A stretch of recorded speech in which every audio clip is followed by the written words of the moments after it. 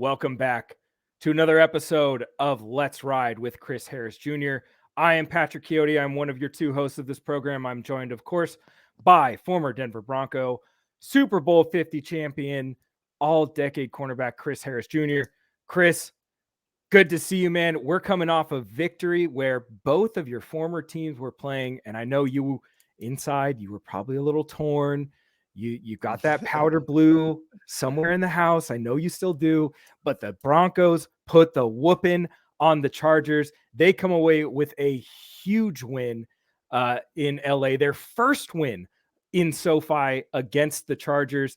That was a huge game. Can't wait to talk about it. First, how are you doing? It's great to see you. Oh man, I'm doing good, man. It feels good to be back, and the Broncos getting back on the right track. A good sign of a solid team is if you can, after you lose one, can you bounce back? And I think they bounced back with and made a statement and played a great game versus Chargers. It was a fantastic game, and you're absolutely right. Bouncing back after the loss to Houston, still a great game against Houston. Still came down to the wire, but this one was just total domination from start to finish. It was one of those games where it was going to be a test because Chargers were sitting at 5-7, Broncos were sitting at 6-6. Can the Chargers bounce back? Can they have a big game? Can Herbert do well against a defense that struggled? And they put the pressure on Justin Herbert early. He eventually did go out with that finger injury, and he is now out for the season. So he will not be playing in that second matchup against the Broncos. It will be Easton Stick or someone else, depending on what happens from here on out. But Chris, massive game. We're going to get into it. We're going to do our game preview for the Detroit Lions game coming up this Saturday. Chris, you weren't with me during the post-game live reaction on Bleacher Report. You had other things to do, and that's totally fine.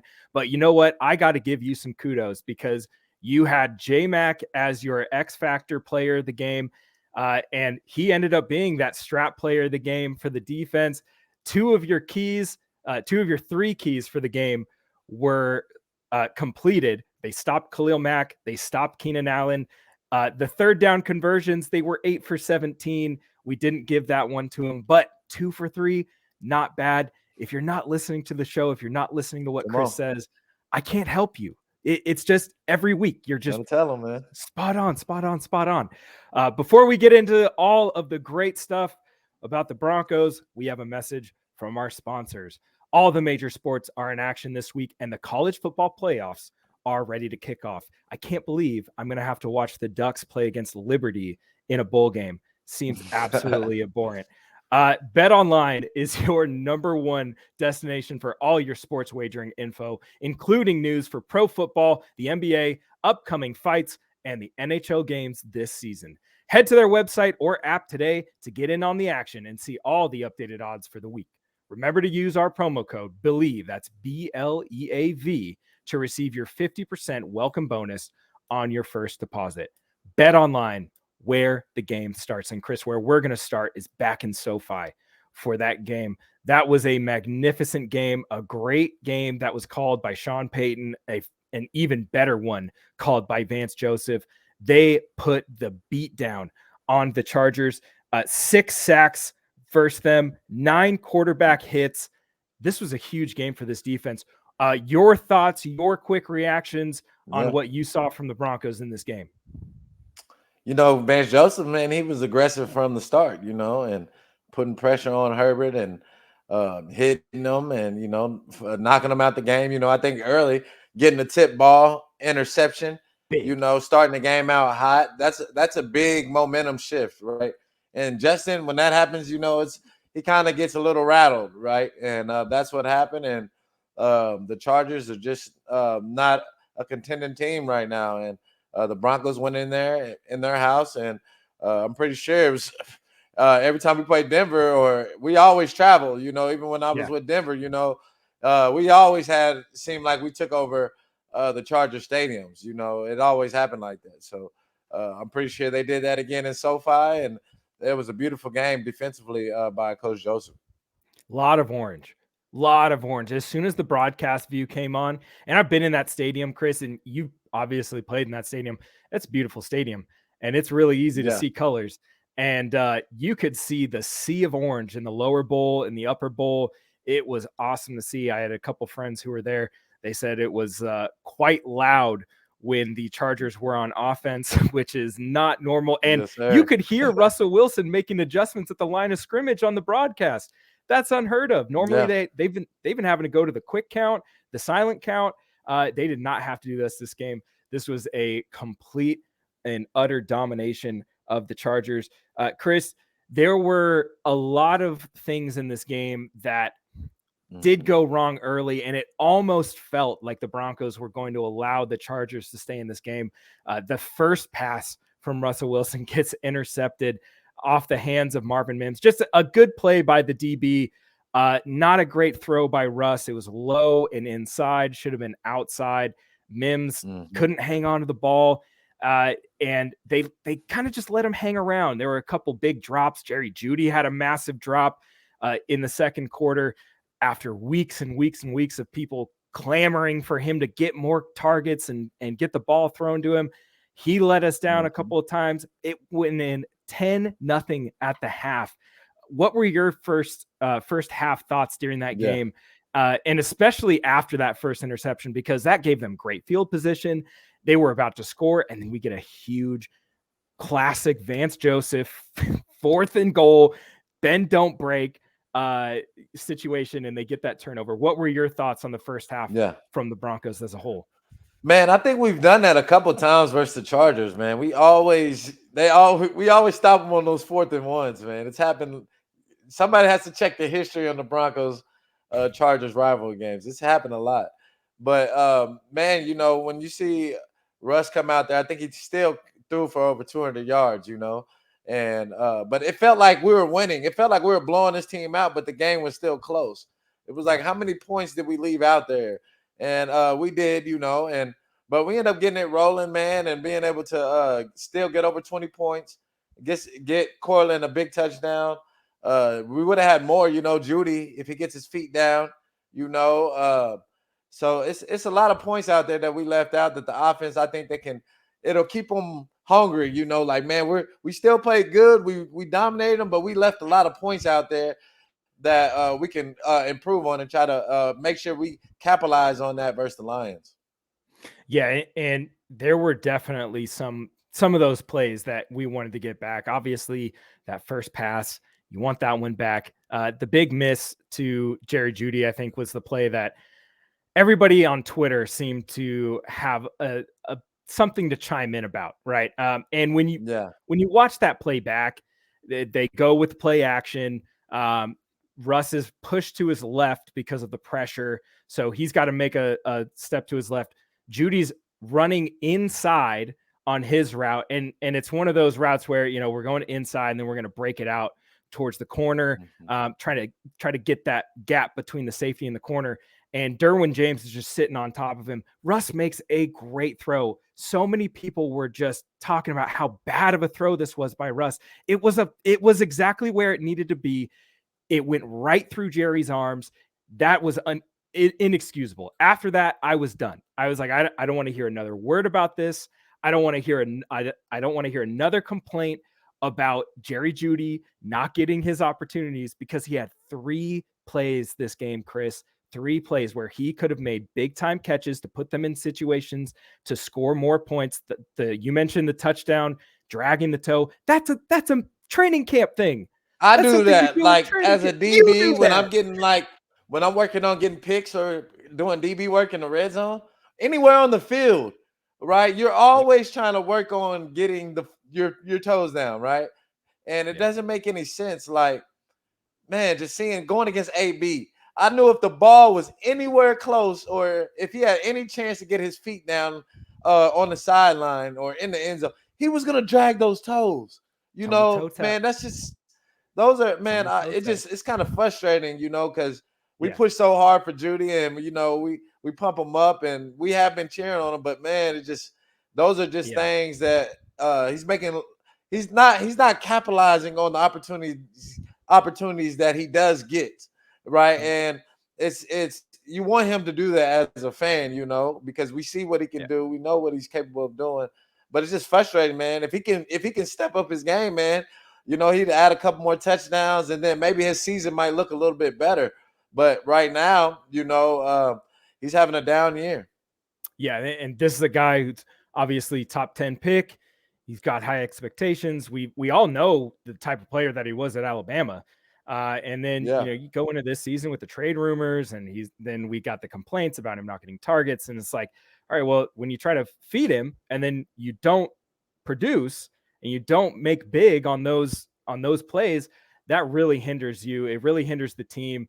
It really hinders the offense. Mm-hmm. And that big play, that could have been a 1st and goal from inside the 10-yard line. Instead, it goes back to 3rd and 6, and then we take a sack and we have to punt.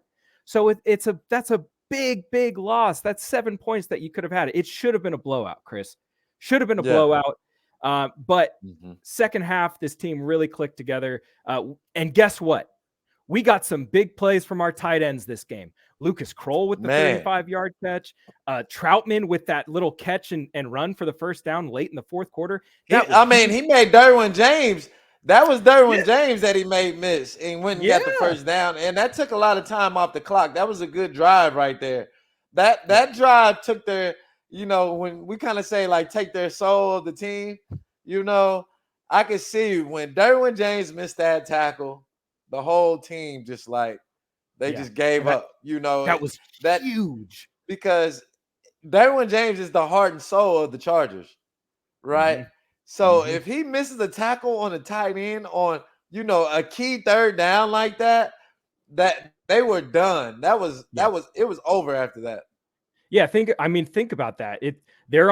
Denver's on their own 47-yard line. It's 3rd and 8. Russ gets the throw out late to Troutman, and Troutman has to adjust to it. And that little adjustment was enough for him to break that tackle and get the first down. And that extended the drive. The drive went on for almost another 6 minutes after that. That's what I'm saying. Think about it as a DB, right? That's why I don't always teach go up high, because a lot of players, they always go up high and they want to try to kill somebody, right?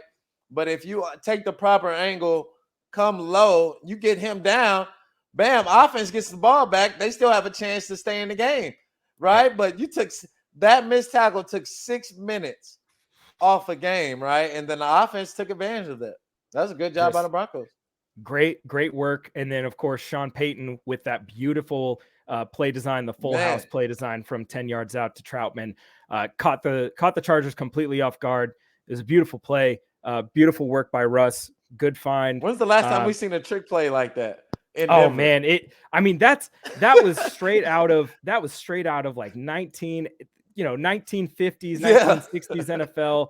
A beautiful call. You love to see it, and that's it's giving the offense a little more life. Hey, we've got some room, we've got some wiggle room to make some of these play calls and have a little fun. And we saw the reaction from Sean Payton and Russell Wilson on the sideline.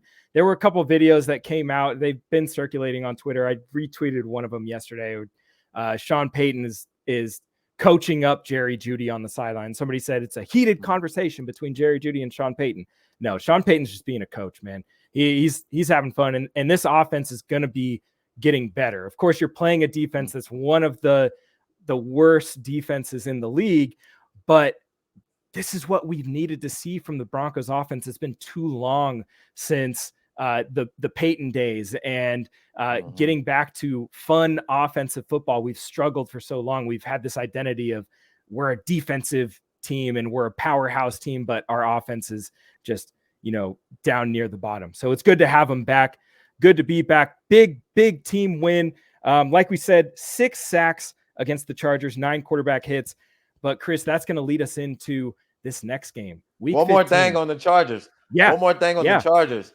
Coach Staley's seat just got real hot, So I was wrong. We got to look at that. We got to look at that in the future, because that loss right there is going to look real bad. And I think he might have lost the fan base, with that. And because he went for 4th down tons of times again and he failed. It works for us, but like he keeps going for it, man. And he thinks he's the analytics guru and is failing on him, man. So I think that hot seat is getting real hot. But Now we can get on to the Lions for sure. Yeah, I was wrong. I thought he was going to be fired after that game. And especially seeing how that game went, I was like, oh, he's definitely gone after this game. Yeah. Turns out you were right. Once again, you're right. It's probably going to happen if they don't make the playoffs this year, which is essentially They're not out making of the playoffs. question. Not with Easton Stick starting. Love Easton Stick, but just not going to happen. Chris, I do want to get on to the Lions, but dang, I just want to call out. You've played with Vance Joseph before, and we talked a lot before this season about how creative Vance Joseph is with his pressure looks, with his blitz looks. And I'm looking through the game log right now, and on that last drive from the Chargers, Easton Stick sacked by Justin Simmons for negative 15 yards. Easton Stick sacked by PJ Locke for negative 16 yards. Have you, I mean, he is just getting so creative with these blitzes, and it's working. We saw J-Mac with a couple of beautiful blitzes off of the edge. Yeah. We've seen Justin Simmons come off the edge. We've seen Locke come off the edge.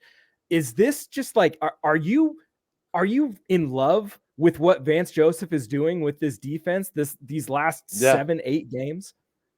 Yeah, I mean, he's sending everybody gets a blitz, and it looks like the Chargers O-line is just looking garbage, They don't have any, Herbert doesn't have any protection, and they can't figure out different schemes. And I told everybody at the beginning of the year, the difference with Vance Joseph and Fangio is that Vance has more of the exotic blitzes and more A-gap pressures looks, and with a whole different system with that look, right?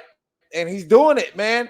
And that's if you go back and watch the film, what are they getting their sacks in? That different type of looks, right? Yeah. They're having the linebackers up in the gap. They're they're falling out. Then they're sending the safeties. They're doing all types of things. Then they're having the Justin and PJ locked down, and or one of those guys down, and then they're dropping them back and bringing J-Mac. Like they're doing so many different looks out of one look, right? So many different coverages out of one look. The teams they can't see it, right? And it's killing teams right now. Yeah, they are playing absolutely fantastic football. J-Mac got robbed of a sack fumble recovery for a touchdown. I could not believe that. They need to clarify that rule, because the ball was out before his hand was moving forward, not after. I feel like that needs to be a clarification. They should have given him that touchdown. Chris, before we get on to the Lions game, I do have something that I want to talk about, because it's something that has set Twitter ablaze since it happened, and the days after. In the Kansas City Buffalo game, which was massive for the Broncos implications, because now we're only a game out from the division lead. When was the last time we were talking about the Broncos in December being even close to the division lead? It's been a while. Kadarius Toney lines up off sides, blatantly off sides.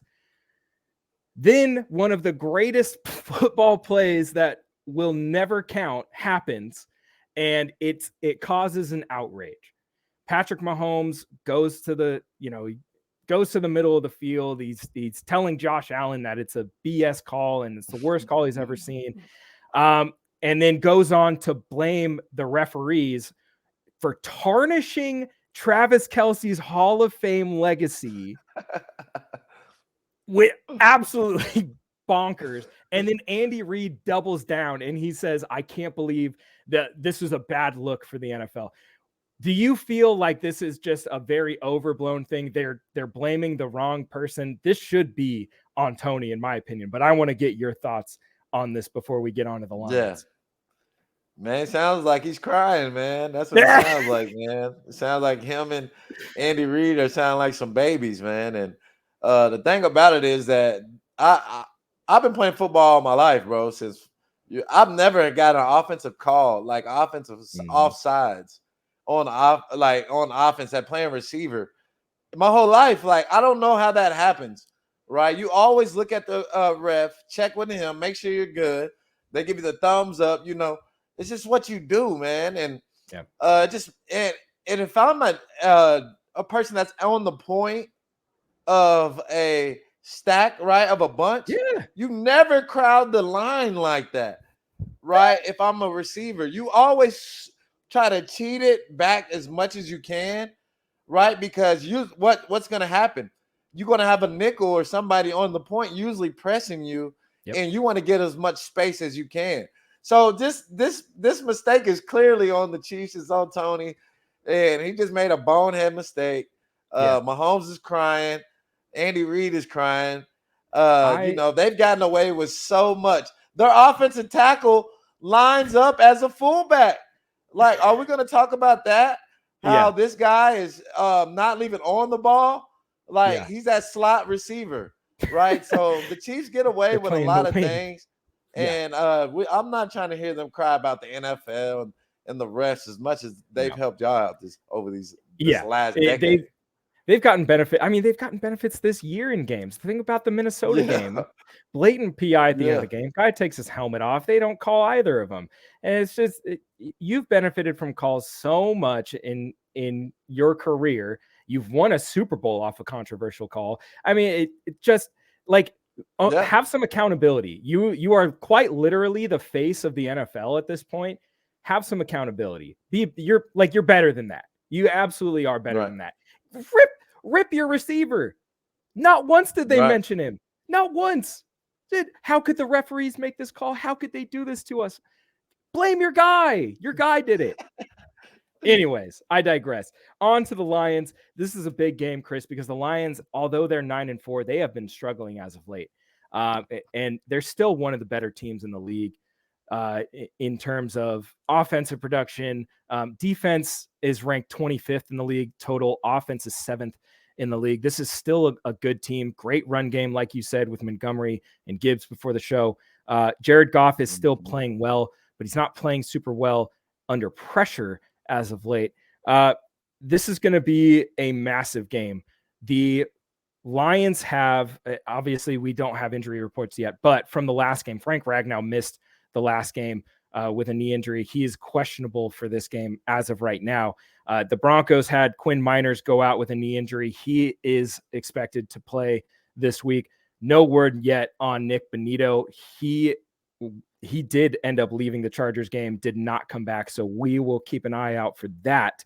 But Chris, this Detroit team is coming off a close game against the Saints. They're coming off a Thanksgiving Day loss against the Packers, and then they're coming off of a blowout loss against the Bears. Do you think that this is the prime opportunity with the Broncos in the heat of not even the playoffs, the division? This is a prime time for them to get another win, go 2 games above 500, and make the Lions trip to the playoffs a little bit difficult. Yeah. Oh yeah, this is definitely another game to see if they're for real, and if they want to take that next leap up and being in the wild card spot, right? It's I think it's 6 teams with 7-6 records. Yeah. Right. So it's pretty, and you're right behind the Chiefs in the division, and it's pretty tight. Dolphins just lost yesterday. So the AFC is we still got a long ways to go to see who's gonna even be the number 1 seed.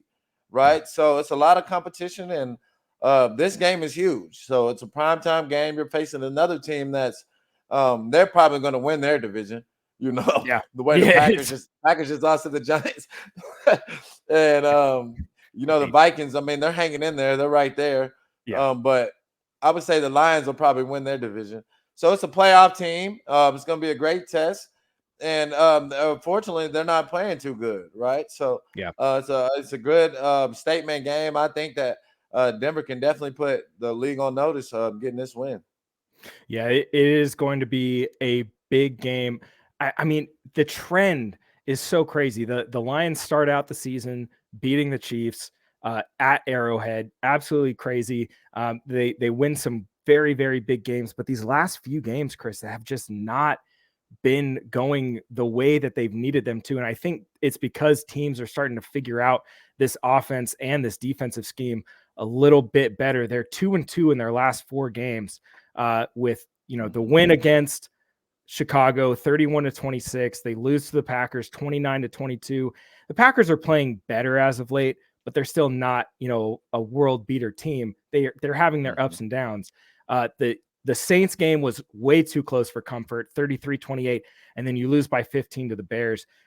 In these last 3 games, Chris, against Chicago in that win, Jared Goff was pressured 21.1% of the time. Against Green Bay, 26. Against New Orleans, 26.9. Teams are starting to see that this offense is not operating well under pressure. Goff has a 2.3 second pocket time, which is one of the lowest in the league, and he's currently at a 20.9 pressure rate. This is going to be a big game for this Broncos defense because of how often and how well Vance Joseph is bringing pressure. Let's get into the 3 keys of this game because it's going to be a massive one, right? And on both sides of the ball. So your first key to the game, the tackles for the Broncos. What do you need to see from them? Yes, they have 1 game record, right? And Hutchinson is definitely a game record. So we got to keep an eye on him. He's a monster, a guy that has a motor. He doesn't stop. He's kind of like a Max Crosby, or those guys that have motors that just don't stop, So he's gonna. We definitely got to man up with him with Bowles and McGlinchey. Those are going to be nice matchups. So that's a key matchup in the game. If we can shut down him, Russ will have when he has all day, he can make some good throws. Yeah, so clean pockets, So let's try to do that this week, and we can do that and give Russ time, man. We should dial up on the Lions this week. I can see Russ throwing over 200 again if we can give him time.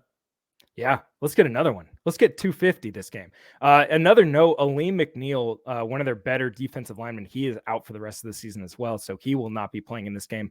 But to your point, Aiden Hutchinson, 6.5 sacks, 18 quarterback hits. That is double the next highest amount on the Lions team. So he is definitely going to be the guy that these tackles need to key on. Your second key of the game has to do with their rookie running back and this 2-headed monster that Detroit seems to have going on. I was pretty critical of the Montgomery signing this offseason. I thought, why are you going to do this and then draft Jahmyr Gibbs, so high? But it's been working. So your second key to the game, stop the run game. What do you got? Yeah, we have to stop the run. If you can say one weakness on this Denver defense, it'd probably be run defense. And Detroit's going to be a physical team. They're going to, their coach is going to be, he said he's going to be on them even harder this week. So they're going to try to come in and be physical, try to run the ball down Denver's throat with Montgomery and Gibbs. And I think these guys both have over 700 yards. These guys are both carrying the load this year. So they're a very good run football team. And Purcell, DJ Jones, all those guys up front, Allen, definitely need to have big games this week. Yeah, the Broncos D-line has been playing much better as of late. Zach Allen has been an absolute beast up front. Mike Purcell had a huge game against the Chargers. Matt Henningsen also has been in there making some plays, so that's good to see. You definitely want more depth from this team, but they have to get better on the run front. Still bottom of the league in run defense. Chris, your last key to the game, Courtland Sutton had a huge one-handed catch against the Chargers. One of the most, a classic Courtland Sutton catch, right? I think we've seen the same catch at least 4 or 5 different times in his career so far. Courtland Sutton has to be a focal part of this offensive game plan. What do you think? Yeah, because when you play Detroit, you know what they're going to play, man. They're going to come out and play man. That's what they play. They like the blitz. They like their corners to get up and press. They leave their guys on the island. That's why you see DJ Moore and Justin Fields killing them, right? Because they make it easy. Going off. Right? Justin Fields, when he plays the Lions, he doesn't have to think, right? He knows they're going to be in man. So let's take advantage with Courtland one-on-one versus their corners. Cam Sutton is probably their best corner, but he still is not. I don't think he should be able to shut down Courtland Sutton. So let's try to take advantage of that. He should be my key guy to make big plays, to really separate the Broncos on the offensive side of the ball. Yeah, and this this Lions team, I mean, they're one of the top teams in the league when it comes to creating pressure. They are currently one of the top teams as well in terms of blitzes. This is going to be a big game for the Broncos offensive line. And the Broncos wide receivers have to make plays. Jerry Jeudy, if you get open, please, for the love of God, watch the ball into your hands. Stop trying to catch with your Right. body. I can't This is a stress it game where they enough. got to know they're going I to play can't stress it. press Yeah. man game, right? Judy, y'all got to win one-on-one game. This is a game where you got to beat your man, right? This is Mims. what this is the Lions. This is how they Yeah. play. Get Mims involved in this game. Get Jeudy involved in Yeah. this game. Brandon Johnson is back too. I think that's another guy that I hope they bring back into the fold, because when he was playing early on in the season, he was making plays all over the field. Lil Jordan Humphrey as well has been making some plays here and there. He's been really Yeah. good in the blocking game too. Love to see that. Chris, before we get out of here, X factors for this game. You were dead set on J-Mac in this last week. We saw J-Mac match up with Keenan Allen a couple of times. We saw Pat Surtain follow Keenan Allen quite a bit throughout the game, but J-Mac had himself another huge game. He's just making plays all over the place. You have him as your X factor player for this game for the Broncos defense. Let the listeners know why. Man, I seen that St. Brown's been frustrated. The lack of targets he's had the last couple of weeks. So they're gonna try to get him involved. So this should be another big game for J-Mac, being able to be involved with their top guy, their leading receiver, who plays the slot, who does a lot of the gadget things, who catches the screens and bubbles. So it's gonna be a big game for him, I think, to continue to make his staple in the league. Completely agree. And man, Brett Coleman has been one of those guys that's been calling him out a lot. Brian Baldinger has been one of those guys that's been calling him out a lot. He is getting a lot more national attention. The fact that he's nowhere near on that Pro Bowl list is absolutely insane. And truth be told, Chris, your name got brought up on Broncos Twitter. Some Broncos reporter tweeted out that J-Mac looks like the best slot corner that we've had since Chris Harris Jr. Kareem Jackson quote tweeted it. Justin Simmons quote tweeted it. PS2 quote tweeted it. So J-Mac is getting a ton of love, and I think that it's rightfully deserved. He is just looking like a baller, definitely. and he's making plays left and right. So it's fantastic to see that the Broncos have yet another young stud that they can just plug and play in this defense. Before we get out of here, Chris, your X factor for the Broncos offense, who is it going to be this week? Yeah. Russell Wilson, man. We need him to have a big game, man. This team is gonna, like you said, they're gonna bring the heat. They're gonna be pressured. We're gonna need him to make those Russell Wilson type plays, unorthodox plays, breaking out of the rush this week, protecting the football. When we protect the football, usually, or we win the turnover battle, we usually win, and that's been the storyline pretty much the whole season. So. Big game for Russ. They're gonna play man to man. It's gonna be wide open out there. So he just got to make the throws, make the right choices, and he should be the player of the game this week. Yeah. Well, one of your keys last week was stop Khalil Mack. You got one of your keys this week is stop Aiden Hutchinson. I think the Broncos And should St. have Brown. We stop him too. Stop them. We stop those two guys. We should, because I think PS2 is gonna lock up Jameson or any other guys they have out there on the outside guys. St. Brown is their big play guy, in that middle, keeps the change moving. They Goff love to likes move him him around a lot. He's too. like his guy, so Yeah. that's why I would say J-Mac would be a key. He should be a key factor in this game. Well, we cannot wait to see this game. We will, of course, be doing our post game live on Bleacher Report on Saturday after the game. But Chris, that's going to do it for this episode. Our next episode is going to be a Gold Jacket episode. And what does that mean? Well, we've already had Terrell Davis on the show. We've had one Hall of Famer. We're going to have DeMarcus Ware come on the show. It's going to be amazing. Your former teammate, you were at his Hall of Fame induction ceremony. I can't wait to talk to DeMarcus Ware. It's going to be an incredible conversation. Absolutely can't wait. Make sure you tune in. Make sure that you're following this show on whatever podcast platform you're listening to us on. Make sure that you follow Chris and I on Twitter at Chris Harris Jr., at Patrick Chiotti, follow at Believe Network, and make sure that you follow our YouTube as well so you can see all the videos, listen to all the episodes and all the interviews. It's going to be fantastic. I can't wait. DeMarcus Ware. Sheesh. Until next time, Broncos country, let's ride.